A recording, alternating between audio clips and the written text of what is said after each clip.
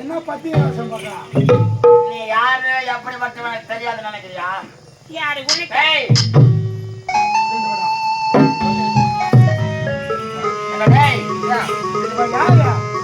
எப்படிப்பட்டவ? இந்த உலகத்திலே பிறந்த குழந்தையின் ஒரு குழந்தை பிறந்தால் தன்னுடைய ஸ்தனம் என்று சொல்லக்கூடிய மார்பிலே பால் ஊட்டினால் அழகு போய்விடும். பெண்ணுங்களாம் அது யார் காரணம்? யார் காரணம்? அம்மா தான் அடிக்கால் போட்டோம். இவங்க தான் காரணமா? ஒரு நேரத்திலே என்ன செய்தால் தெரியுமா? என்ன செஞ்சாங்க? அழகாக கங்கை நதி கரையில ஆடி வாடி ஓடி கொண்டிருந்தான். அப்படி வருகின்ற வேளையிலே இவருடைய அழகை பார்த்தான். 32 அழகு லட்சணம் பொருந்தியவன் சந்திர மகாராஜன். சந்திர மகாராஜன் சந்தனம் கிடையாது, சந்திர மகாராஜன். சந்தன மகாராஜன் என்று சொல்லக்கூடிய மகாராஜன் இவருடைய அழகை பார்த்து மணந்தால் இவளைத்தான் மணக்க வேண்டும் விருப்பப்பட்டான். இவரிடத்திலே ஓடி வந்து தன்னுடைய கோரிக்கையை முன்வைத்தான். என்ன செஞ்ச தெரியுமா?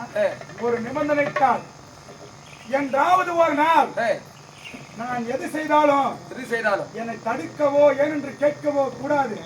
அப்படி கேட்டால் நான் உன்னை விட்டு விட்டு சென்று விடுவேன் என்று உரைத்தாள். நிபந்தனை வச்சுட்டா திருமணத்திற்கு ஒப்புக்கொண்டாள். சந்தன மகாராஜனும் நிபந்தனைக்கு ஒப்புக்கொண்டாள். இவர்களுக்கு திருமணம் ஆனது. 10 மாதம் கழித்து குழந்தை பிறந்தது. பார்த்தால் இவள் தன்னுடைய ஸ்தனம் என்று சொல்லக்கூடிய மார்பிலே குழந்தைக்கு பால் ஊற்றினாள். இவருடைய அழகு குறைந்துவிடும் என்பதற்காக அந்த குழந்தை என்ன செய்தால் ஆறு என்று சொல்லக்கூடிய கடலிலே வீசி எறிந்தார். ஆமா, பார்த்தான் சந்திர மகாராஜன் இவளை ஏன் என்று கேட்டாலோ இல்லை தடுத்தாலோ என்ன நிபந்தனை வச்சா உன்னை விட்டு பிரிந்து சென்று விடுவேன் நிபந்தனை வைத்து எப்படியே பிறந்த 6 குழந்தைகளும் 7வது குழந்தையும் தூக்கி வீசி எறிந்தால் ஆள் என்று சொல்லக்கூடிய கடலில் வீசி 8வதாக ஒரு குழந்தை பிறந்தது. அந்த குழந்தையை கடலிலே வீச வேண்டும் என்று செல்கின்ற வேளையிலே பார்த்தான் சந்தன மகாராஜன். நமக்கு பிறகு நம்முடைய நாட்டை ஆளுவதற்கு ஒரு குழந்தை செல்வம் இல்லாமல் போய்விடும் என்பதற்காக இவனை தடுத்து கங்கா எதற்காக குழந்தை கடலிலே வீசப் போகின்றான் என்று கேட்டார். கேட்டவுடனே என்ன செஞ்சாங்க? என்ன சொல்லுவாங்க? அரே நீ ஏதாவது என்ன ஏதுன்னு கேட்டா விட்டு பிரிஞ்சு போயிடுவேன். இன்று முதற்கொண்டு நான் உன் இடத்திலே வாழ மாட்டேன் என்று அந்த குழந்தையை களத்திலே கொடுத்து விட்டு சென்று விட்டார். அந்த குழந்தை யாரு? அவன் தான் மகாபாரதத்திலே குருச்சேத்திர போரிலே மிக முக்கிய பங்கு வகித்தவன். பீஷ்மாச்சாரியார் என்று சொல்லக்கூடிய பீஷ்மன். அப்படி வட்டவல்லவன் ஒரு தாயாக கூடியது எவ்வளவு பெரிய பாக்கியம். உண்மைதாங்க. ஒரு பெண்ணாக பிறந்தால் தாய்மை அடைவது எவ்வளவு பெரிய பாக்கியம். ஆனா அப்படிப்பட்ட தாய்மைக்கே இழுத்து கட்டி கொடுத்துருவார்.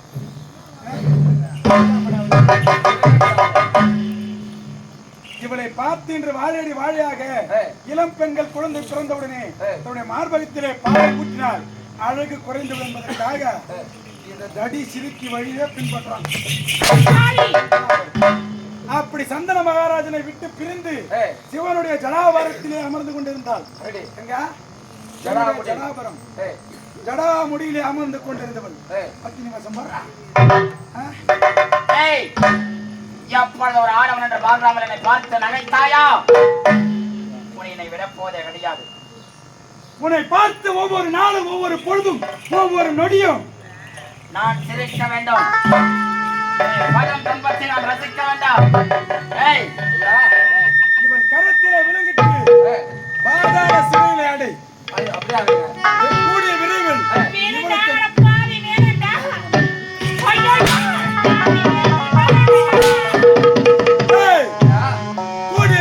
இவனுக்கு எனக்கு திருமணம்.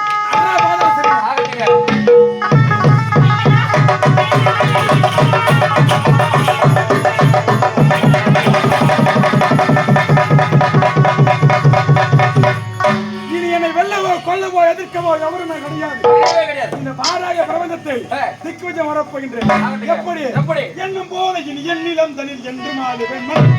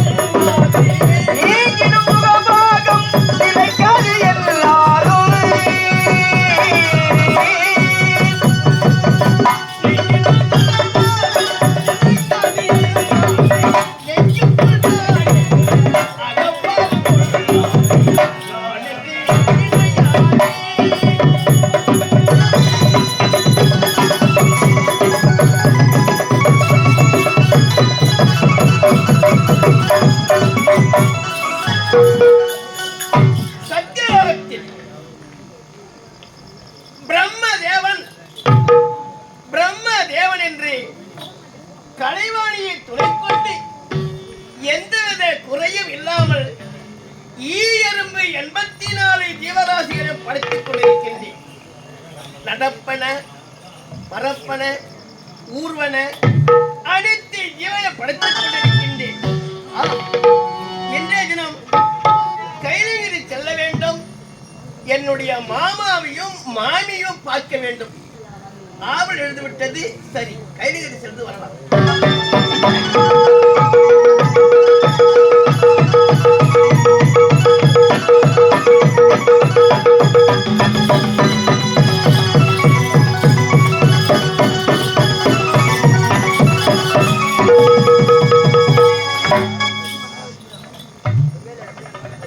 மாமா எங்கே சென்றிருப்பார்?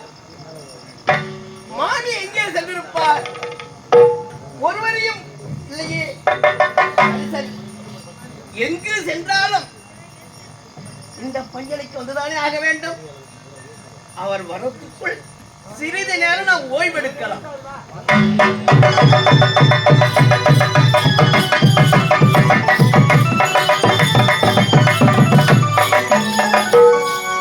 என்னுடைய கணவரா இந்த முகத்தோட சென்று மக்களுக்கு காட்சி கொடுத்துருவாருன்னு சொன்னாரு. ஆனா இன்னும் வரவே இல்லையே. எங்க போயிருப்பாரு என்னோட சுவாமி?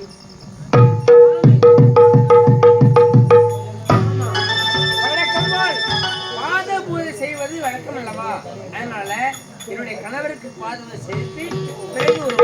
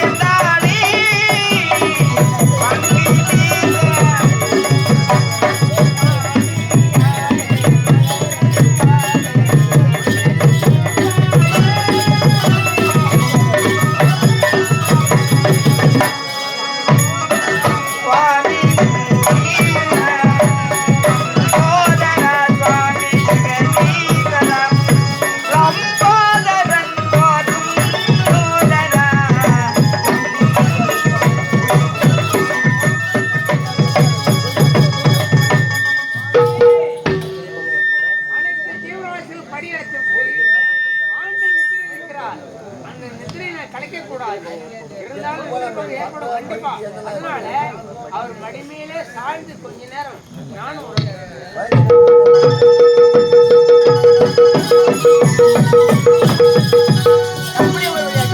அந்த ஜெயமலா சுரத்தில் தப்பித்து வந்துவிட்டோம். நம்முடைய பஞ்சமுக சேவையை காண வேண்டும் என்பது காரணத்திற்காக பஞ்சனை பார்வதா காத்துக் கொண்டிருப்பாள். தற்போது சென்று பார்வதாவை காண வேண்டும் அல்லவா? கண்ணே பார்வதா, என்னவோ ரோமங்கல காட்சி! அந்த பிரம்மதேவன் மடியின் மீது என் மனைவி பார்வதாவா? இவருக்கும் எத்தனை நாட்களாக கள்ளக்காது தற்போது எழுப்ப வேண்டும்.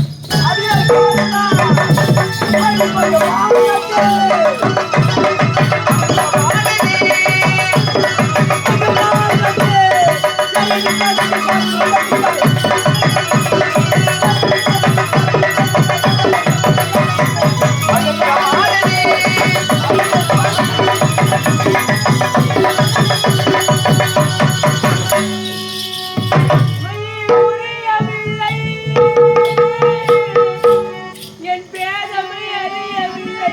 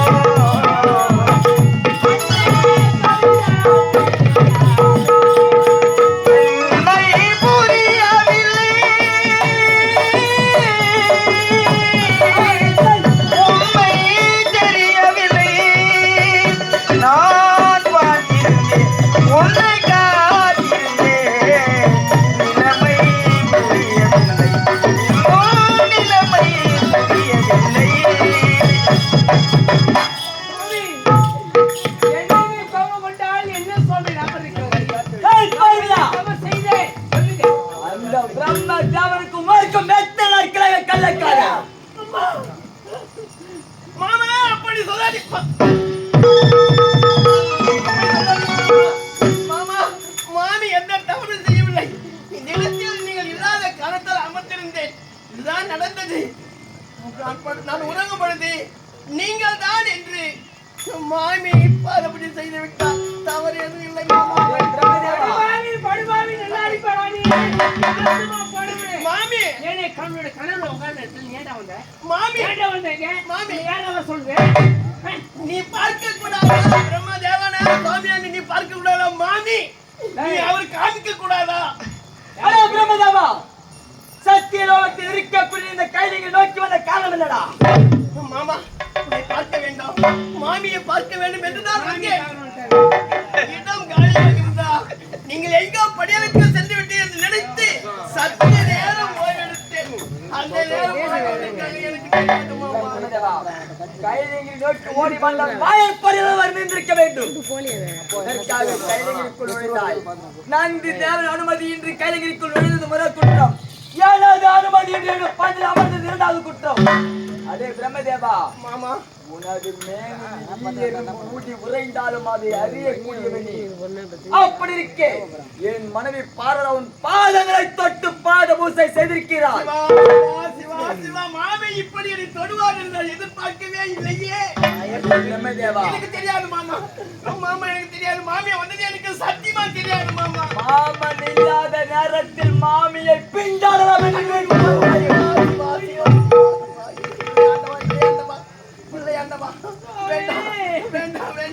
சொன்னது சுவாமி, உனக்கும் 5 முகம், இவனுக்கும் 5 முகம்.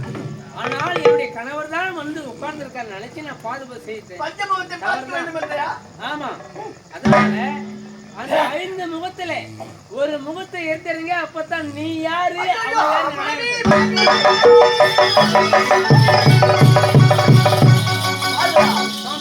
கூறுவது உண்மைதான்.